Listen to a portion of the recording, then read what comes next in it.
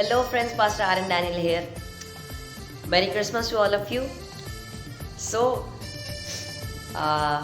ये छोटा सा वीडियो मैं ला रहा हूँ क्रिसमस के लिए एंड सॉरी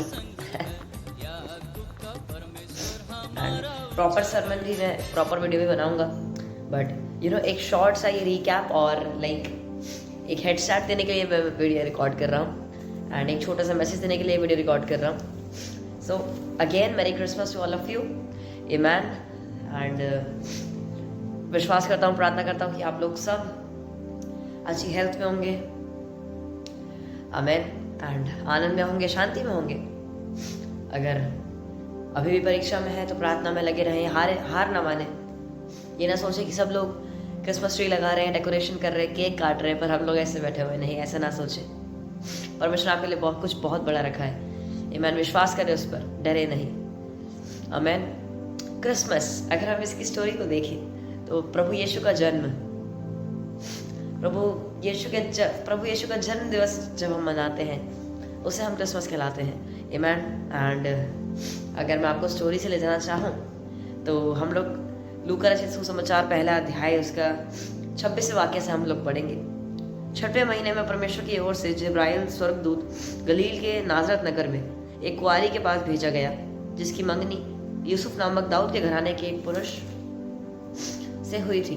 उस कुंवारी का नाम मरियम था. स्वर्गदूत ने उसके पास भीतर आकर कहा, आनंद और जय तेरी हो जिस पर ईश्वर का अनुग्रह हुआ है, प्रभु तेरे साथ है. तो मैं आपको तोड़ तोड़ के समझाता हूँ थोड़ा सा. तो जो माता मरियम थी उनके पास गैब्रियल स्वर्गदूत आए एंड उन्होंने कहा कि आनंद और जय तेरी हो जिस पर ईश्वर का अनुग्रह हुआ है. वो ये मैसेज देने आए थे कि आगे पढ़ते. वह उस वचन से बहुत घबरा गई और सोचने लगी कि यह किस प्रकार का अभिनंदन है. स्वर्गदूत ने उससे कहा, हे मरियम, भयभीत ना हो क्योंकि परमेश्वर का अनुग्रह तुझ पर हुआ है. देख, तू गर्भवती होगी और तेरा एक पुत्र उत्पन्न होगा. तू उसका नाम यीशु रखना. वह महान होगा और परम प्रधान का पुत्र कहलाएगा और प्रभु परमेश्वर उसके पिता दाऊद का सिंहासन उसको देगा और वह याकूब के घराने पर सदा राज्य करेगा और उसके राज्य का अंत ना होगा. मरियम, यहाँ पे हम पॉज लेते हैं, ठीक है. 33 वाक्य तक हम पॉज लेते हैं. तो यहाँ पे हम सीखते हैं कि जो गैब्रियल स्वर्गदूत है वो माता मरियम के पास आते हैं. उनको ये संदेश देते हैं कि तू गर्भवती होगी और तेरा एक पुत्र उत्पन्न होगा और उसका नाम तू यीशु रखना. वो परम प्रधान का पुत्र कहलाएगा. आमेन. वो परमेश्वर ईश्वर का पुत्र कहलाएगा. आमेन. तुझ पर अनुग्रह हुआ है, जय और आनंद तेरी हो. आमेन. तो ये क्या है? ये गैब्रियल स्वर्गदूत माता मरियम को संदेश दे रहे हैं. आमेन. एंड इसके आगे मरियम ने स्वर्गदूत से कहा, यह कैसे होगा? ये अगर मैं आपको इस एग्जाम्पल से समझाऊं तो ये मसीहों की सबसे बड़ी प्रॉब्लम है कि परमेश्वर कहता है कि विश्वास करो तेरे लिए हो जाएगा.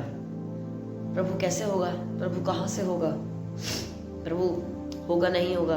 कैसे होगा? होगा कहाँ से? मतलब कोई रास्ता तो है नहीं. मुझे कोई हिंट तो दो कि मुझे पता लगे हाँ यहाँ से होने वाला. नहीं. जब परमेश्वर आपसे कोई वाचा बांध दे, जब परमेश्वर आपको रेमा दे, जब परमेश्वर आपको रेमा वचन दे, तब हमें सिर्फ एक काम करना है, विश्वास और अंगीकार. बस ये 2 काम हमें करने हैं. हमें हमारा मोटिव ये नहीं होना, पर्पस हमारा, हम लोगों को पूछना नहीं चाहिए परमेश्वर से, परमेश्वर कैसे होगा, क्यों होगा, कैसे होगा, कहाँ पर होगा, किस समय होगा. नहीं, पर हमारा वो काम ही नहीं है. जब अगर आपके पापा ने आपको बोला कि आपको वो गिफ्ट देंगे तो हम अब ये थोड़ा ना पूछेंगे कि पापा कहाँ से लाओगे, क्या लाओगे, कैसे लाओगे. आई मीन हम पूछते हैं बट फिर भी गिफ्ट हमारे पिता का देने का काम है, वो दे देगा. आमेन. हमको ये होना चाहिए, हाँ मुझे गिफ्ट मिल जाएगा मेरा. ऐसा ही हमें परमेश्वर के साथ होना चाहिए. परमेश्वर ने कहा है कि मैं तुम्हें जीवन दूंगा और बहुत आयत का जीवन दूंगा. तो हमें विश्वास करना है कि परमेश्वर हमें जीवन देगा और ब्लेस करेगा. आमेन. बहुत आयत से ब्लेस करेगा क्योंकि वो बहुत आयत का ईश्वर है. आमेन. वो देखता भी बहुत आयत से और वो देता भी बहुत आयत से है. आमेन. तो हमें परमेश्वर से पूछना नहीं है परमेश्वर कैसे होगा, कब होगा. नहीं, वो परमेश्वर का काम है. परमेश्वर की टाइमिंग कभी गलत नहीं होती. परमेश्वर हमेशा सही टाइम पे कार्य करता है. आमेन. मैं तो पुरुष को जानती ही नहीं स्वर्गदूत ने उसको उत्तर दिया, पवित्र आत्मा तुझ पर उतरेगा और परमप्रधान की सामर्थ तुझ पर छाया करेगी, इसलिए वह पवित्र जो उत्पन्न होने वाला है परमेश्वर का पुत्र कहलाएगा। स्वर्गदूत ने कहा, पवित्र आत्मा तुझ पर उतरेगा और परमप्रधान की सामर्थ तुझ पर छाया करेगी। आमीन। और देख, तेरी कुटुंबिनी इल्शिबा के भी बुढ़ापे का पुत्र होने वाला है। यह उसके जो बांझ कहलाती थी 6वां महीना है, क्योंकि जो वचन परमेश्वर की ओर से होता है वह प्रभावरहित नहीं होता। मरियम ने कहा, देख मैं प्रभु की दासी हूँ, मुझे तेरे वचन के अनुसार हो। तब स्वर्गदूत उसके पास से चला गया। आमीन। तो मतलब मरियम ने जो लास्ट में करा, उन्होंने कहा, देख मैं प्रभु की दासी हूँ, मुझे तेरे वचन के अनुसार हो। तो जब हम आमीन बोलते हैं तो आमीन का मतलब होता है कि हम अग्री कर रहे हैं उस वचन पे। जब मैं आपको घोषणा करूँ या परमेश्वर के दास आप पर कोई घोषणा करें और जब बोलते हैं आप आमीन, तो आप अग्री कर रहे हैं और ये कह रहे हैं कि परमेश्वर मैं रिसीव करता हूँ और मेरी लाइफ में तेरे वचन के अनुसार हो। आमीन उसका आमीन का मतलब ये होता है। तो उन्होंने कहा कि मुझे तेरे वचन के अनुसार हो। तो क्वेश्चंस ना करें ज़बरदस्ती के, कैसे होगा, कहाँ से होगा, जब पर जस्ट विश्वास करें, अंगीकार करें, कहें आमीन। तो उसके बाद हम लोग देखते हैं स्टोरी में आगे ट्विस्ट आता है एंड सबको पता लगता है कि कोई ना कोई कहीं से बात चली है कि राजा का जन्म होने वाला है। मैं जो उस टाइम हेरोदेस राजा था, तो उसने क्या किया, 3 चरवाहे थे जिन्होंने राजा को इन्फॉर्मेशन दी एंड वो 3 चरवाहे जो थे, एंड हम उन सब की स्टोरी जानते हैं जिन्हें हम वाइज मैन कहते हैं। आमीन। तो उन्हें एक तारा दिखाई देता था एंड वो तारा उनको बहुत टाइम से दिखाई देता था। आमीन। एंड मुझे लगता है कि वो तारा जब परमेश्वर पैदा नहीं हुए थे तो वो तारा वहीं पर होगा ताकि उनकी नज़र उस पर जा सके कि यार हम लोग यहाँ पर रोज़ घूमते हैं, हम लोग रोज़ हमारा आना जाना होता है और ये तारा अभी तक यहीं है। तो जब धीरे धीरे दिन आगे होते रहे तब उन्होंने नोटिस किया कि तारा मूव कर रहा है। तो फिर उन्होंने सोचा कि हम भी इसके पीछे जाते हैं। तो जब उन्होंने हेरोदेस राजा को बताया ये चीज़, तो उसने क्या किया कि घोषणा कर दी, आज्ञा दे दी अपने कमांडर्स को, आर्मी को, कि जितने बच्चे भी 2 साल से कम के हैं उन्हें मार दो। तो क्या हुआ, जब बच्चों को मारने लगा, सब लोग राजा के जो लोग थे वो बच्चों को मारने लगे, तो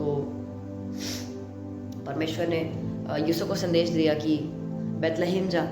तो वो लोग माता मरियम और यूसुफ बेतलहम गए एंड वहाँ पर एक गौशाला थी, वहाँ पर परमेश्वर पैदा हुए। तो हेरोदेस राजा ने क्या किया, उन 3 चरवाहों को कहा कि तुम लोग जाओ, उसका पीछा करो, तारे का पीछा करो एंड जो राजा होने वाला है उसका पीछा करो, उसके पास जाओ और उसको दंडवत करो और मुझे बताओ वो कहाँ है ताकि मैं भी उसको आके दंडवत करूँ। तो वो 3 चरवाहे चले गए एंड वो तारे को फॉलो करते गए। तो एक वो तारा वहाँ पर रुका, जो एग्जैक्ट लोकेशन थी जहाँ पर परमेश्वर थे, तो वहाँ पर रुका एंड जब वो 3 लोग गए तो वहाँ पर उन्होंने देखा माता मरियम, यूसुफ और परमेश्वर है वहाँ पर एंड उन्होंने दंडवत किया। और मैं आपको वचन पढ़वाऊं तो वेट